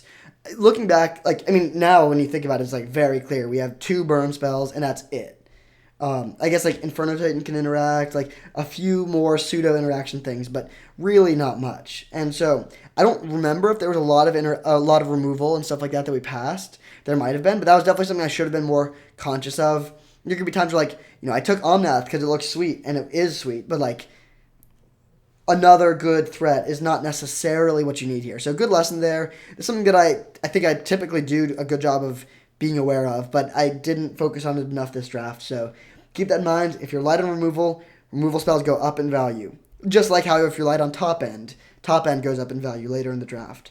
I might have made some mispicks there based on that realization that I didn't quite make. But it was still a pretty fun league. Some very interesting games. Some really close games. Yeah. Thank you for watching. I hope you enjoyed, and I'll see you next time.